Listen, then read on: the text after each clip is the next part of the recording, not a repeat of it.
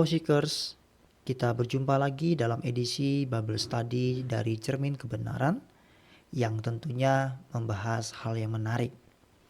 Apakah Alkitab mengajarkan tentang bentuk bumi, bulat atau datar?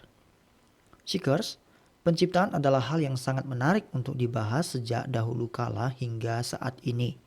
Mungkin pembahasan menarik tentang penciptaan akan berhenti setelah kita berjumpa dengan Allah di surga nantinya.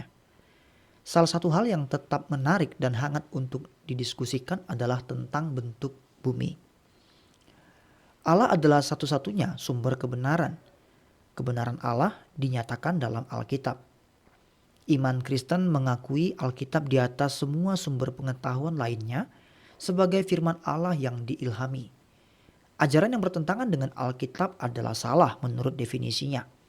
Di sisi lain, Alkitab bukanlah satu-satunya sumber pengetahuan dalam penciptaan, karena tujuan Alkitab bukan untuk menyediakan pengetahuan, tetapi jalan keselamatan bagi manusia.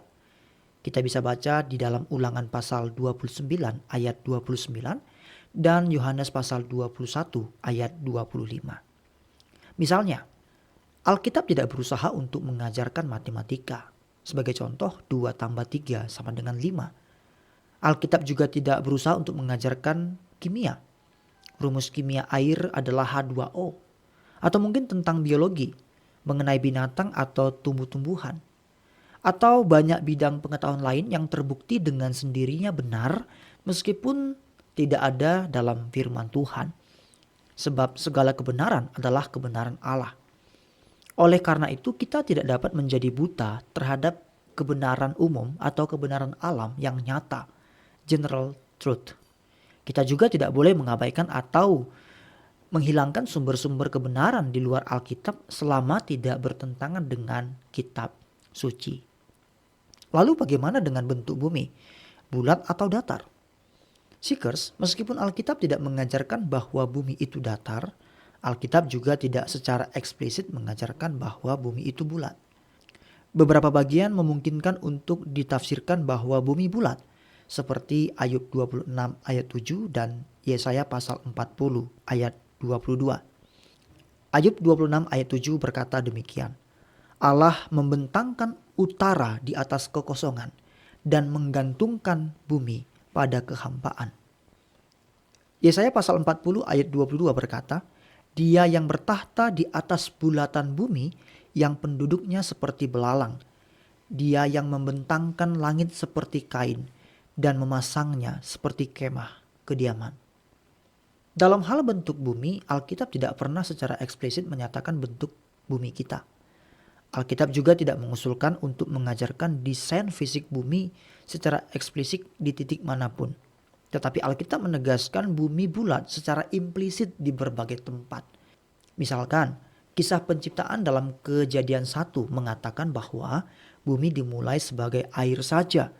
Dan air yang tersuspensi di ruang angkasa selalu berbentuk bola karena tegangan permukaan molekul air. Lebih jauh lagi, ketika tanah kering muncul, Kejadian 1 menggambarkan semua tanah yang ada di satu tempat.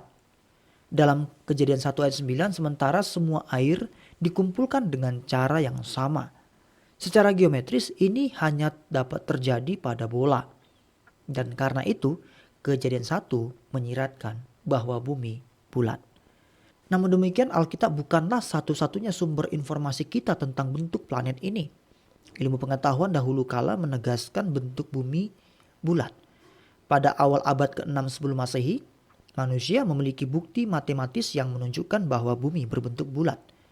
Pada abad-abad berikutnya, banyak ilmuwan telah merancang eksperimen sederhana yang memvalidasi bahwa bumi adalah bulat. Dan baru-baru ini pesawat terbang tinggi, satelit yang mengorbit planet kita, dan perjalanan ruang angkasa berawak telah mengkonfirmasi temuan-temuan sebelumnya. Bahkan pengamatan kita sendiri dari bumi mengkonfirmasi bahwa bumi itu bulat. Saat berdiri di pantai memandang ke cakrawala, lengkungan bumi memotong dasar kapal di kejauhan. Sederhananya, manusia telah mengetahui bahwa bumi itu bulat selama berabad-abad. Dan Alkitab menegaskan kebenaran itu secara implisit. Sayangnya, beberapa orang Kristen telah menjadi korban ajaran palsu dan teori konspirasi yang salah menafsirkan berbagai ayat dalam Alkitab untuk mendukung kesimpulan yang aneh. Klaim tentang bumi yang datar adalah salah satu ajaran yang salah.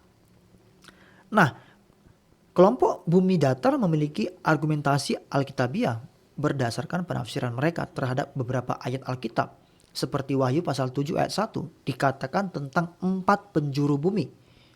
Sebenarnya bahasa itu adalah bahasa simbolik yang berarti keempat penjuru mata angin. Jadi bukan menyatakan bahwa bumi memiliki 4 sudut yang berbentuk persegi atau persegi panjang. Lalu ada Mazmur pasal 75 ayat 3, 1 Samuel 2 ayat 8, Ulangan 13 ayat 7, Ayub 28 ayat 24, Mazmur 40 ayat 10, dan Amsal 30 ayat 4. Jelas dalam konteks ayat-ayat tersebut, frasa atau kata yang digunakan bersifat metaforis dan tidak dapat digunakan untuk menggambarkan bumi yang memiliki tepi fisik. Dan frasa yang sama yang digunakan di tempat lain juga harus dianggap kiasan. Alkitab tidak mengajarkan bahwa bumi itu datar.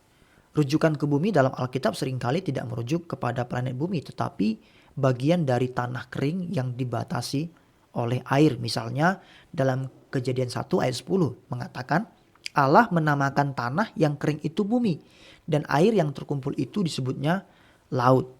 Dari ayat tersebut bumi disebutkan berbeda dari laut dan tidak bisa menyebut bumi sebagai planet dalam konteks ayat tersebut.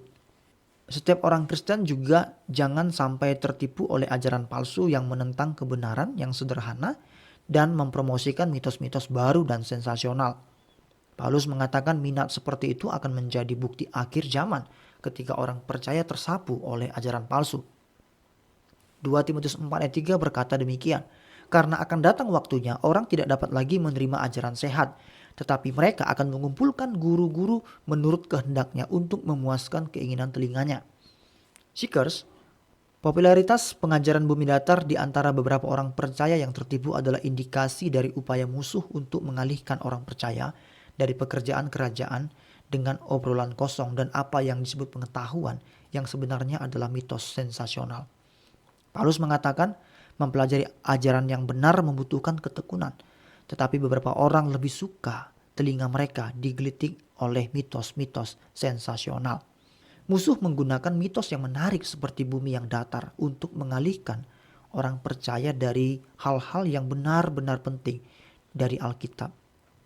Oleh karena itu, mari kita mengesampingkan masalah ini dan jangan membuang waktu dalam argumen yang tidak ada habisnya dan tidak menguntungkan di satu sisi.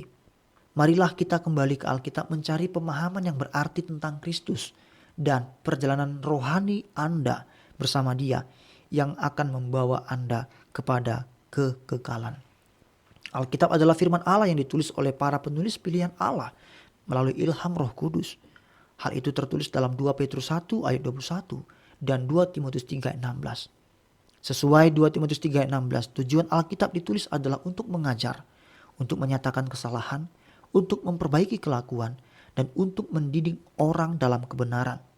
Bukan untuk menambah wawasan manusia tentang pengetahuan duniawi. Allah mewahyukan dirinya melalui Alkitab supaya manusia dapat mengenal pribadi dan karya keselamatannya. Demikianlah edisi Bible Study dari Cermin Kebenaran. Apabila ada pertanyaan dari sahabat kebenaran, silakan ketik di kolom komentar.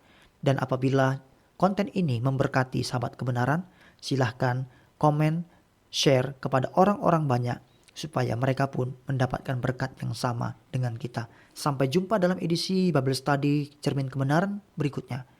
Tuhan Yesus memberkati kita semua.